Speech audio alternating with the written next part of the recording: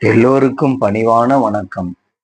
நம்முடைய ஐயா நமச்சிவாயா சேனலில் இருந்து அடியேன் என்று தினமொரு திருக்கதையில் குமாரி என்ற தலைப்பில் இந்த சிறுகதையை உங்களுக்காக சமர்ப்பிக்கின்றேன். குமாரி படிச்சுக்கிட்டே இருக்காங்க. காலேஜில் ஒருத்தனை லவ் பண்றாங்க. லவ் பண்ணி மேரேஜ் பண்ணிக்கிறாங்க. மேரேஜ் பண்ணிக்கிட்ட பிறகு அவங்க வீட்டில் பெண்ணு வீட்லேயும் சரி பையன் வீட்லேயும் சரி அவங்கள சேர்க்கலை. குமாரி வீட்டுக்காரும் லவ் மேரேஜில் தனியாக குடும்பம் நடத்திட்டு இருக்காங்க. ரெண்டு பேருக்குமே ஒருத்தர் புரிதல் இருந்தும் ஏனோ தெரியல ரெண்டு பேரும் சண்டை போட்டுக்கிட்டே இருப்பாங்க. குமாரி அட்ஜஸ்ட் பண்ணிக்கிட்டு போயிட்டு இருப்பாங்க. ஆனா அவருடைய கணவர் அட்ஜஸ்ட் பண்ற டைப்பா இருந்தாலும் அவர் மீறி குமாரி கிட்ட கோச்சிக்குவாரு, சண்டை போடுவாரு. இது பல வருஷமா நடந்துகிட்டு இருக்கு. ஆனா அவங்களுக்குள்ள ஒரு அண்டர்ஸ்டாண்டிங்கே இது வரைக்கும் வரல. ஏன்னு குமாரிக்கும் தெரியல. ஒரு நாள் போயிட்டு ஜாதகம் பார்க்குறாங்க. ரெண்டு பேருக்கும் எப்படி பொருத்தம்னு பார்க்குறாங்க. பார்த்தா கல்யாணம் பண்றதுக்கு முன்னாடி பொருத்தம் பார்ப்பாங்களே, அந்த பொருத்தத்தை இப்ப பார்க்குறாங்க. பார்த்தா பொருத்தம் இல்லைன்னு வருது. ஜோசியர் சொல்றார், எப்படிம்மா நீங்க பொருத்தம் இல்லாம இத்தனை வருஷம் வாழ்ந்தீங்கன்னு, ஒரு நாள் கூட நீங்க நிம்மதியா இருந்திருக்க மாட்டீங்களேன்னு சொல்றாங்க. ஆமா சாமி, நாங்க வாழ்ந்தாலும் நான் அட்ஜஸ்ட் பண்ணி போனாலும் எங்க வீட்டுக்காரு இல்ல அவரு அட்ஜஸ்ட் பண்ணி போனாலும் நானும் ஒருத்தருக்கு ஒருத்தர் மாத்தி எப்போதுமே பிரச்சனைகள் இருந்துகிட்டே தான் சாமி இருக்கு அப்படின்னு அந்த அம்மா குமாரி சொல்றாங்க. இந்த சூழ்நிலையில குமாரிக்கு கொஞ்ச காலமாவே மன வருத்தம். என்னன்னா, ஒரு குழந்தை பிறந்துச்சுன்னா இவரு நல்லபடியா நம்ம கூட இருப்பாரு, நமக்கும் ஒரு பிடிப்பு ஏற்படும் அப்படின்னு அந்த அம்மா நினைக்கிறாங்க. சரி, அந்த ஜோசிக்காரர்கிட்ட போயிட்டு ஜோசியம் கேட்குறாங்க. ஜோசியம் கேட்டா அவங்க என்ன சொல்றாங்க, இல்ல உங்களுக்கு குழந்தை பாக்கியமே இல்லைன்னு சொல்லுது ஜோசி ஜாதகத்துல அப்படின்னு அவர் சொல்றாரு. அந்த அம்மா ரொம்ப ஃபீல் பண்றாங்க. ஆனா அவங்க மனம் மட்டும் தளரல. நேரா அவங்க வீட்டுக்கு பக்கத்துல இருக்க முருகன் கோயிலுக்கு தான் அடிக்கடி போவாங்க. செவ்வாய்க்கிழமை 6 விளக்கு ஏத்துவாங்க. ஒவ்வொரு செவ்வாய்க்கிழமையும் முருகனுக்கு மாலை சாத்தி விளக்கேத்தி தினமும் அவரை வணங்கி இப்படிதான் அவங்களுடைய காலம் போயிட்டு இருக்கு. ஒரு நாள் பக்கத்தில் இருக்கிற ஒரு வில்லேஜில் ஒரு பெரியவர் நல்ல ஜோசியம் சொல்றாரு, அங்க போய் கேட்டு பாருங்கன்னு சொல்லி அவங்களுடைய ஃப்ரெண்டு சொல்றாங்க.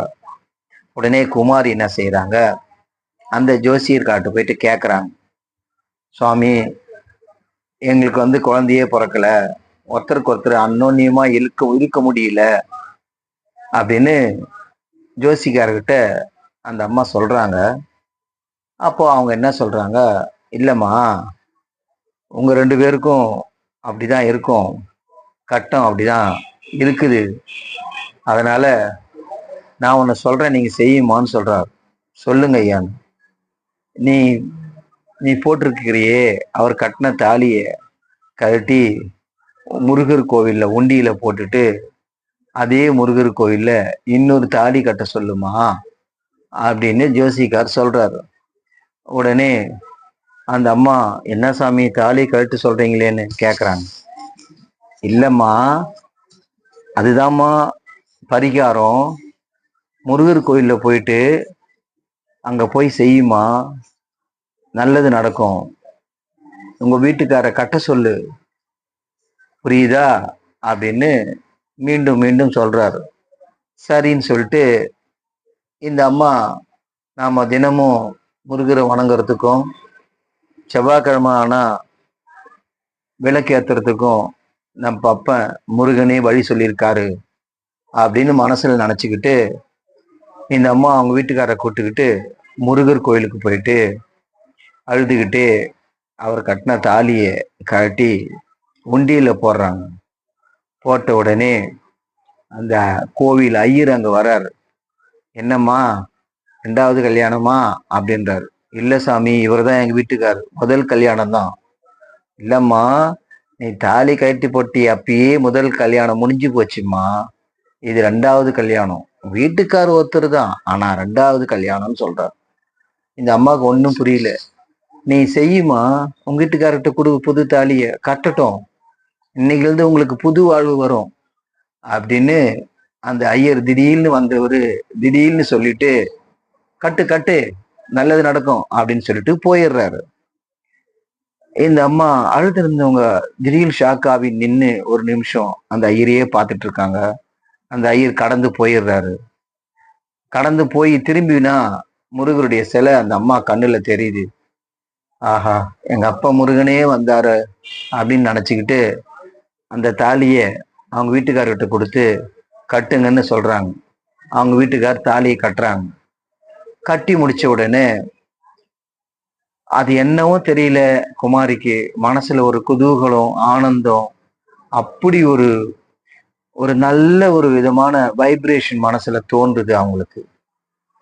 அந்த நிமிஷத்திலிருந்து உடனே அந்த பெரியவர் ஜோசிக்காரை நினைச்சு சந்தோஷப்படுறாங்க. சந்தோஷப்பட்டுட்டு வீட்டுக்கு வராங்க.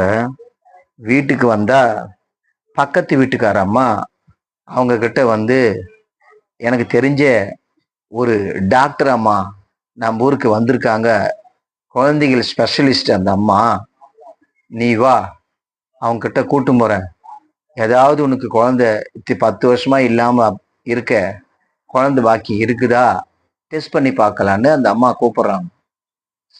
இவங்களுக்கு ஒண்ணுமே புரியல. இப்பதாண்டா தாலி மாத்திட்டு வந்தோம், முருகர் வந்துட்டு போன மாதிரி தோன்றுது, இவங்க கூப்பிடுறாங்க அப்படின்னு மனசுல சந்தோஷப்பட்டுக்கிட்டு இப்பயே போலாமான்னு கேட்குறாங்க. வா, இப்பயே போலாம், அந்த அம்மா டாக்டர் அம்மா புதுசா வந்திருக்காங்க நம்ம ஏரியாவுக்கு, அவங்க கிட்ட பார்க்கலான்னு சொல்லி கூட்டிட்டு போகும்போது அங்க டாக்டர் அம்மா பாக்குறாங்க. டாக்டர் அம்மா செக் பண்ணிட்டு, மா, உங்களுக்கு குழந்தை பாக்கியம் உண்டு அப்படின்றாங்க. இல்ல டாக்டர் அம்மா, இது வரைக்கும் எந்த ஜோசிக்காரும் யாருமே எனக்கு குழந்தை பாக்கியம் இல்லைன்னு தான் சொன்னாங்க, ஜாதகத்துல கூட அப்படிதான் சொன்னாங்க, ஆனா நீங்க பாக்கியம் இருக்குன்றீங்களே. ஆமாம்மா, டெஸ்ட் டியூப் குழந்தை, விஞ்ஞானம் வளர்ந்துடுச்சுமா, டெஸ்ட் டியூப் குழந்தை உங்களுக்கு அப்படின்னு சொல்றாங்க. அப்புறம் விளக்கமா சொல்றாங்க. சரிம்மா, சரி டாக்டர், அவங்க வீட்டுக்காரர் டிஸ்கஸ் பண்ணிட்டு சொல்லுறேன் அப்படின்னு சொல்லிட்டு அந்த அம்மா அங்கேருந்து வந்துடுறாங்க. உடனே அவங்க வீட்டுக்கார மறுநாள் அழைச்சிட்டு போறாங்க. டாக்டர் அம்மா விளக்கமா சொல்றாங்க. டெஸ்ட் டியூப் குழந்தைக்கு உண்டான ஃபார்மாலிட்டிஸ்லாம் செய்கிறாங்க. செஞ்சுட்டு ரொம்ப ஜாக்கிரதையா இருக்கணுமா குழந்தை வளர்ற வரைக்கும் அப்படின்னு சொல்லி அனுப்புறாங்க. இந்த அம்மா ஒவ்வொரு நாளும் முருகா முருகா முருகான்னு சொல்லிக்கிட்டு அந்த குழந்தைய வயிற்றில் சுமக்கிறாங்க. கரெக்டா 10வது மாதம் குழந்தை பிறக்குது. அந்த குழந்தை அவ்வளவு தக தக தகன்னு தங்க மாதிரி ஒயிட்டா, அப்படியே பார்க்கறதுக்கு அப்படியே முருகப்பெருமான் மாதிரி, பாலமுருகன் மாதிரி காட்சி தரான் அந்த குழந்தை. அவ்வளவு ஆனந்தம் குமாரிக்கு. அந்த குழந்தைய அவங்க வீட்டுக்காரர் எடுத்து கையில கொஞ்சம் போது அவர் முகத்துல அப்படி ஒரு பிரகாசம். 2 பேருக்கும் பயங்கரமான சந்தோஷம். அந்த குழந்தைய வளர்த்துட்டு வராங்க. குழந்தை நல்லா வளர்றான். அப்போ ஒரு நாள் அந்த பழைய ஜோசிக்காரை பார்க்குறாங்க. பார்த்த உடனே, என்னம்மா, நான் சொன்ன மாதிரி தாலிலாம் கழட்டி வேற புது தாலி கட்டிக்கிட்டியா, அதுக்கப்புறம் உனக்கு குழந்தை பிறந்திருக்கணுமே, அதுக்கப்புறம் வாழ்க்கை கொஞ்சம் நல்லா இருந்திருக்கணுமே, இப்ப கொஞ்சம் கொஞ்சமா பழையபடி உங்க 2 பேருக்குள்ள சண்டை இல்லாம இருப்பீங்களே அப்படின்னு சொல்றாரு. சுவாமி உண்மை சாமி, உண்மை. நீங்க சொன்னபடியே செஞ்சோம். நடந்தது. இன்னைக்கு குழந்தை இருக்கு. நாங்க சந்தோஷமா இருக்கோம். எங்களுக்குள்ள இப்பலாம் சண்டையே வரதில்ல. நல்லா நிம்மதியா இருக்கோம். எல்லாம் எங்க அப்பா முருகப்பெருமானுடைய அருளு அப்படின்னு அந்த அம்மா குமாரி சொல்றாங்க. உண்மைதாம்மா. நீ என்கிட்ட வரும்போது உன்னை பார்க்கும்போதே நீ எதுக்கெடுத்தாலும் முருகா முருகான்னு சொல்லிட்டு இருந்த. நான் அப்பயே உணர்ந்தேன் முருகன் உனக்கு வழிகாட்டுவாருன்னு. என் மனசுல தோன்றுச்சு இப்படி மறு கல்யாணம் பண்ணா உனக்கு நல்லது நடக்குன்னு. அதுதான் நான் சொன்னேன். அதை நீ செஞ்சே இன்னைக்கு நல்லா இருக்க. அதனால நீ தைரியமா வாழ்க்கையை நடத்துமா. வாழ்க்கை என்னைக்குமே சிறப்பா இருக்கும். இறை வழிபாடு தாம்மா வாழ்க்கையை சிறப்பிக்கும். அதனால உனக்கு பிடிச்ச முருகரை வணங்கிட்டே இரு. சதா சர்வகாலமும் முருகா முருகா முருகா முருகான்னு சொல்லிக்கிட்டே இரு. நல்லதே நடக்கும்னு அந்த சொல்லிட்டு அவர் போயிடுறார். இந்த கதை இப்பெல்லாம் ஒவ்வொரு காலகட்டத்திலையும் நடந்துகிட்டு தான் இருக்கு. இந்த கதையை நான் ஏன் உங்களுக்கு சொல்றேன் அப்படின்னா, எவ்வளவு கஷ்டங்கள் வந்தாலும், எவ்வளவு நிம்மதி இல்லாம இருந்தாலும், எவ்வளவு துயரங்கள் வந்தாலும், இறை வழிபாடு மட்டும் இருந்துச்சுன்னா உங்களை யாராலையும் தோற்கடிக்க முடியாது. உங்க வாழ்க்கையில என்னைக்குமே வெற்றி தான் கிடைக்கும். அதனால இறை வழிபாடோடு வாழுங்க. உங்களுக்கு பிடிச்ச இறைவனை வணங்கிக்கிட்டே இருங்க. சிவாய நமன்னு சொல்லுங்க. நல்லதே நடக்கும் என்ற ஒரு கருத்தின் அடிப்படையில் தான் இந்த கதை உங்களுக்கு சொல்லி இருக்கிறேன். மிக்க நன்றி. கதை பிடித்திருந்தால் சந்தோஷம் அடையுங்கள். கதை பிடிக்கவில்லை என்றால் வருத்தம் அடைய வேண்டாம். சிவாய நம என்று சொல்லுவோம். வாழ்க்கையில் என்றென்றும் மேன்மேலும் வளர்ந்து நன்மையை பெறுவோம். திருச்சிற்றம்பலம், திருச்சிற்றம்பலம்.